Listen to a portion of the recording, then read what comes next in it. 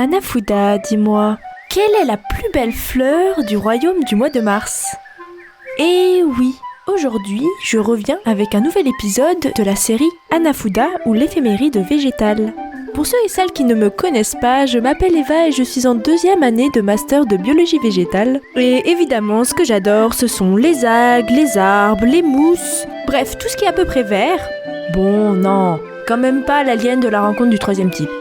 J'ai décidé de créer ce podcast pour te partager des petites histoires autour des plantes et je te propose le 3e épisode de la série Hanafuda. Si tu n'as jamais entendu parler de moi, tu peux aller voir ma précédente série Planture Voyage. Allons. Commençons notre épisode d'aujourd'hui. Alors, tout le monde m'attend au tournant, la star d'aujourd'hui est le cerisier. Et lorsque l'on parle cerisier, comment ne pas citer le célèbre cerisier japonais? Et bien évidemment, le temps du sakura.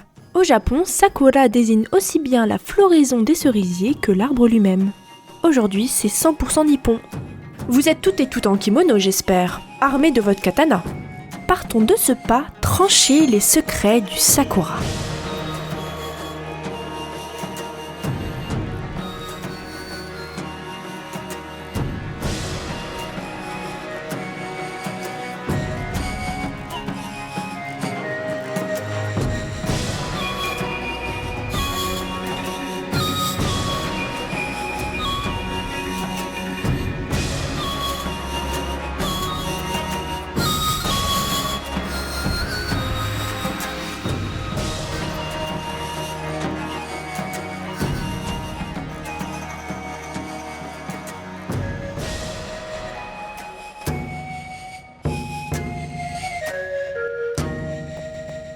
Pour les fans de manga, d'anime ou bien juste de culture japonaise, vous avez dû voir de nombreuses représentations du cerisier. À vrai dire, parler du cerisier est très vague puisqu'on estime qu'il existe plus de 600 espèces au Japon. Waouh, c'est assez énorme quand même.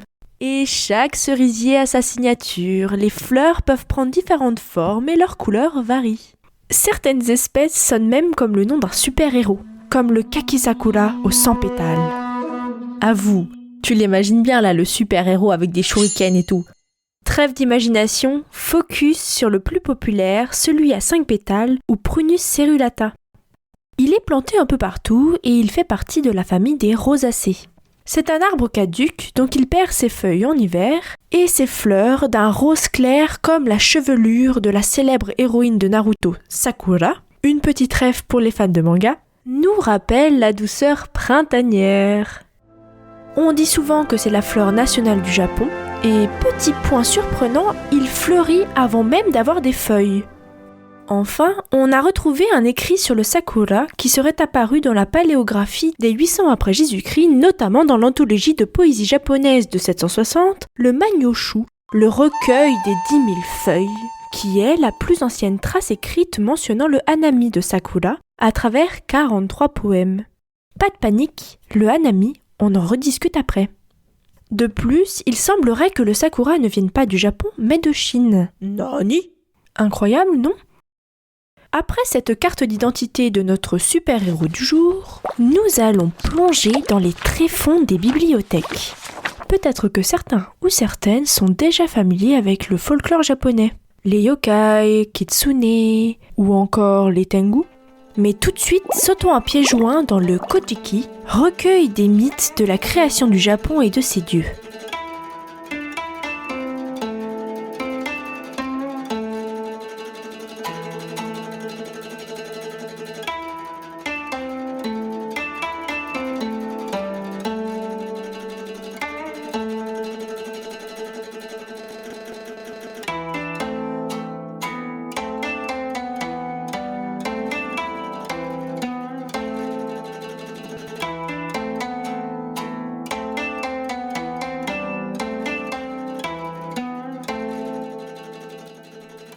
Après avoir pris le pouvoir, le prince Ninigi, le beau gosse du jour, se mit en quête d'une épouse. C'est alors qu'il rencontra une belle demoiselle au cap Kasasa et se demanda de qui elle était la fille. Le cap Kasasa 100% des rendez-vous Tinder. Je suis la fille du grand Ooyama Tsuminokami et je me nomme Konohana Sakuya Hime. la princesse tombant comme les fleurs des arbres. Par la suite, on appellera cette divine demoiselle Sakura. Mais as-tu des frères et sœurs ? C'est vrai que comme première question, c'est assez spécial.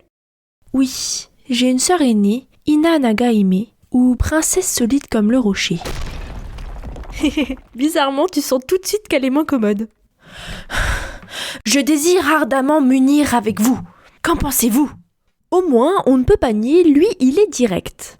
Je ne puis dire. Mon père, lui seul, le dira.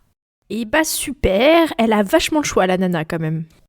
Notre prince Ninigi envoya immédiatement une dépêche au père qui lui répondit ravi, qui lui donnait la main de sa fille Sakura et de sa sœur aînée, pourquoi pas, ainsi que de multiples cadeaux pour la dot de ses filles. Bon, en gros, c'est 2 pour le prix d'une. Quand il pense, c'est assez terrible quand même. Mais lorsque Ninigi vit la sœur aînée, il la renvoya immédiatement. Elle était si hideuse. Ouch l'arnaque. Et il décida de ne garder que la merveilleuse princesse qu'il épousa sans attendre. Oh, il a osé. Le père, couvert de honte, envoya un message. Si j'ai respectueusement présenté mes 2 filles ensemble, c'est que si tu avais épousé Sakura avec sa grande sœur, tes augustes descendants des Kami célestes, malgré chute de neige et vent, auraient pu vivre éternellement, permanents et immuables comme les rochers. Aussi, en envoyant Sakura, ils auraient pu vivre florissants comme la floraison des arbres. C'est pourquoi je te les ai offertes toutes les 2. Il fallait épouser les 2, mon coco. C'était pas négociable. On négocie pas avec les papas. Bon, même si ici, le père il est pas très net quand même. Mais arrogant que tu es, tu m'as renvoyé la grande sœur, la princesse solide comme le rocher. Donc ne viens pas pleurer lorsque tes enfants, fragiles comme les fleurs des arbres, décéderont.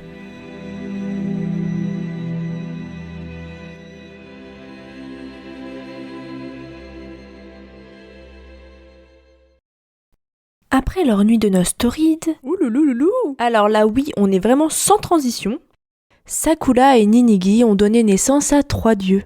Oderina Mikoto, Owori no Mikoto, alors le dernier il a un nom à rallonge, Amatsu Hidaka Ikoto Oo des Mino Mikoto. À tes souhaits. Et Oderina Mikoto fut soi-disant le grand-père de l'empereur Jimmu-Tenno, premier souverain de la maison impériale japonaise. Et c'est pour cette raison que parfois on dit que les premiers souverains célestes, donc les premiers empereurs du Japon, n'ont pas eu une vie longue. Lorsque Ninigi aperçut la princesse, il l'aurait rencontrée sous un arbre. Et évidemment, qui dit arbre dans notre épisode d'aujourd'hui, dit cerisier. On aurait donc nommé cet arbre Sakura, en hommage à cette magnifique princesse dont la beauté était divine, mais dont la vie était bien courte. Mais qu'est-ce que souligne cette légende ? Que bien que belle, la vie est éphémère.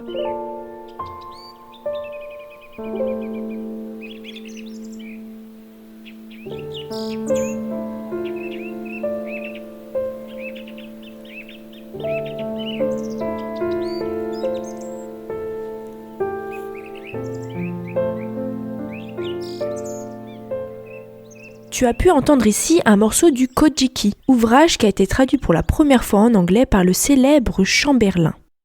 Le Kojiki, c'est une œuvre fondamentale de la civilisation japonaise. Comme tu as pu l'entendre, la narration est un petit peu spéciale. Il manque quelques transitions parfois.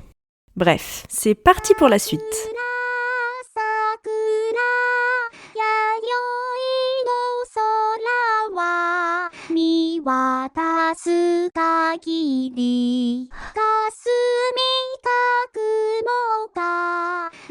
Le sakura est très important chez les Japonais et symbolise de nombreuses choses. Pour Chiaki par exemple, il est source de motivation. Il symbolise le renouveau du printemps, la remise des diplômes, car petite particularité du Japon, les rentrées scolaires et fiscales des entreprises se font en avril. Donc le sakura, c'est le nouveau départ, la nouvelle vie. Mais pour les Japonais qui sont amoureux des fleurs, ils apprécient particulièrement tous les temps du sakura. Ils trouvent l'ensemble des fleurs très harmonieux lorsque de leur floraison, elles finissent par virevolter et, dans une chute gracieuse, tapissent le sol d'un rose délicat. Un véritable ballet floral. Cette magnifique floraison est courte d'environ 2 semaines et représente donc l'éphémère de la vie. En japonais, Mono no Aware est un concept esthétique et spirituel qui renvoie justement à la douce tristesse ressentie face à la fugacité de la vie.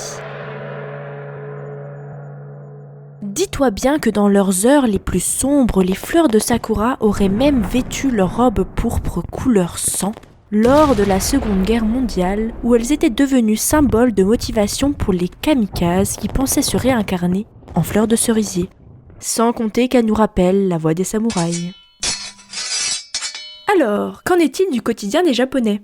Les fleurs de sakura ont bourgeonné un peu partout dans la société nippone. Kimono, peinture, vaisselle ou encore pâtisserie, elles sont utilisées à toutes les sauces. Le O-Hanami ou Hanami est une rencontre traditionnelle de mars-avril où l'on pique-nique à l'ombre des cerisiers en fleurs. Certains disent qu'à l'origine, les sakuras étaient employés comme annonciateurs de la saison des plantations de riz, et donc les Japonais, en l'honneur des dieux habitant les sakuras, mettaient des offrandes à leurs pieds en buvant du saké. Tu imagines le décor, ça doit être magnifique, avec le mont Fuji en arrière-plan, nice.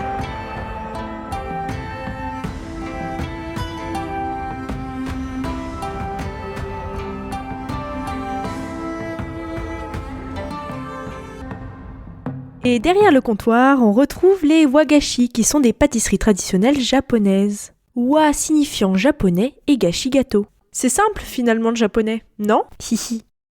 On peut citer le sakura mochi, composé d'un mochi, gâteau de pâte de riz gluant, rose, sucré, fourré à la pâte de haricots rouges anko, et entouré d'une feuille de cerisier de sakura légèrement salée. La cuisine japonaise tout en finesse. Sakura, sakura, yayoi no sora wa miwatasu kagiri, kasumi kakumo ka nioi zo izuru, izaya, mi ni yukan. Et oui mes petits bourgeons, on est déjà vers la fin de cet épisode. Mais voyons, ne pleurez pas, car tout de suite abordons la recherche actuelle concernant le sakura. En 2022, une collaboration est née entre le Met Office du Royaume-Uni et l'Osaka Metropolitan University du Japon, et ils ont publié un article concernant la floraison des cerisiers de Kyoto. Il a pour auteur principal Nikolaos Christidis, et le titre de l'article est « Human influence increases the likelihood of extremely early cherry tree flowering in Kyoto ».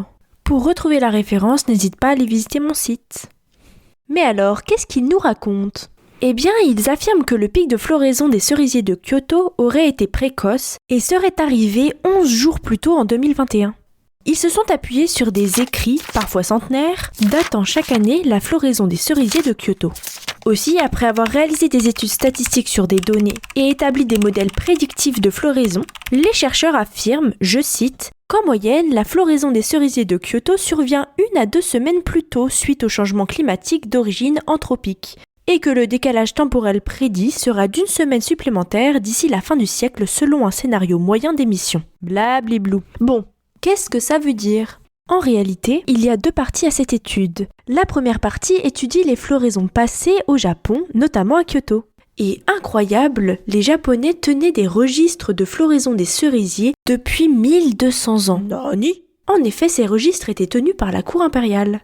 D'après ces données, ils ont montré qu'en 2021, la floraison était largement précoce d'1 à 2 semaines. Puis, en croisant ces données avec d'autres données, comme par exemple l'effet de l'urbanisation, ils ont conclu que l'avancement de la floraison des cerisiers était bien dû à l'homme, qui contribue fortement au changement climatique.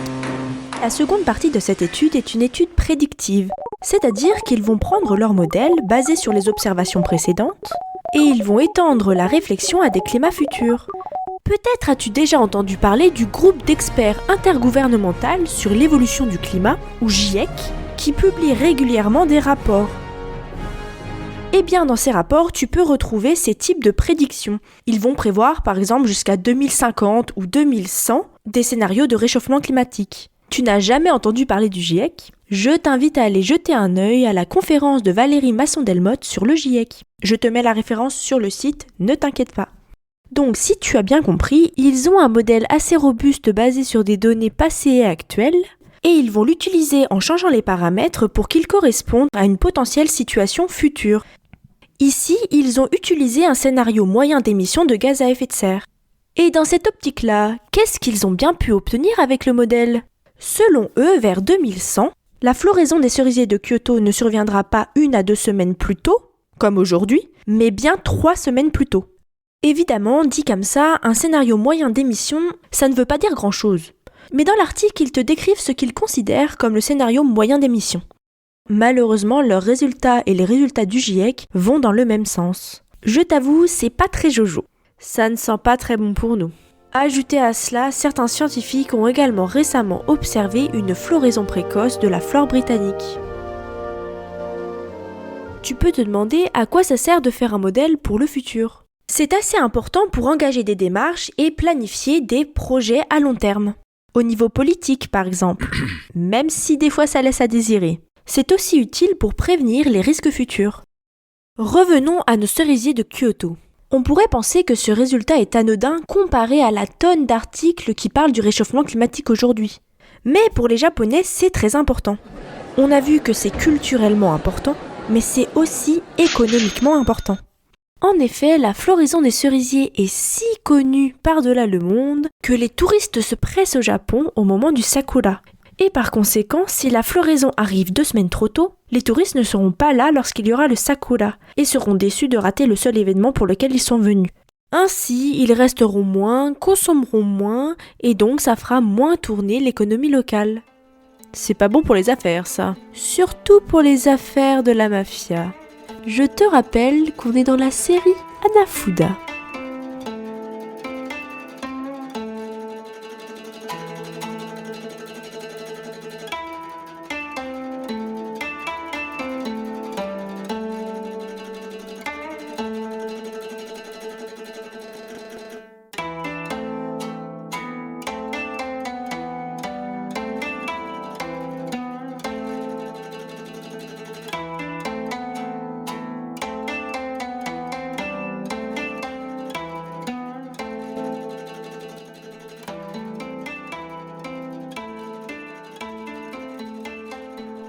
J'ai décidé cette fois de terminer cet épisode par l'art et les cerisiers. En plus de rappeler le folklore japonais, les cerisiers ont marqué les artistes depuis bien longtemps. Je pourrais évidemment parler des heures des magnifiques estampes d'Okusai, mais aujourd'hui je vais vous parler d'art contemporain. Certains artistes contemporains ont revisité le visuel des cerisiers. Par exemple, l'artiste, assez controversé je l'avoue, Damien Hirst, a exposé à la Fondation Cartier au printemps 2022. Il y présentait ses nouvelles peintures très grand format et pointillistes des cerisiers en fleurs. C'était des murs entiers. Dans le magazine Art in the City, il nous confie « Cherry Blossom parle du désir, de la manière dont on perçoit les choses qui nous entourent et ce qu'on en fait, mais évoque aussi l'incroyable et éphémère beauté d'un arbre en fleurs dans un ciel sans nuages. » On dit souvent que cette floraison nous rappelle combien la vie humaine est courte et fragile, mais c'est ce qui en fait sa beauté. Cela nous rappelle les mots de Bouddha, l'impermanence et la loi universelle. Et maintenant, je te laisse méditer sur un célèbre haïku de Ryokan Taigu, datant du XVIIIe siècle. Yononaka wa sakura no ana ni narikeri. Notre monde n'est rien d'autre qu'un cerisier en fleurs. Cette fois, petite dédicace spéciale à 2 Japonais en voyage rencontrés au Laos et qui m'ont fourni leurs témoignages concernant le cerisier. J'ai nommé Chiaki et Tomohiro. Je remercie Bleu Bachir pour la musique et Evu pour les illustrations. Et surtout, je te remercie toi, petit bourgeon, qui me suis depuis maintenant 7 épisodes. Tu viens d'écouter le 3e épisode, Mono no Aware, quand la vie est aussi fragile qu'un pétale de cerisier, de la série Hanafuda du podcast Sève Essence. Tu retrouveras toutes mes infos et des informations en plus sur mon site sèveessence.wordpress.com Et pour me suivre sur les réseaux sociaux, j'ai un Instagram et un TikTok savessence.podcast. Si ça t'a plu, n'hésite pas à en parler autour de toi, à commenter, à le noter sur les plateformes. Bref, je te fais confiance. À la prochaine et carpe diem.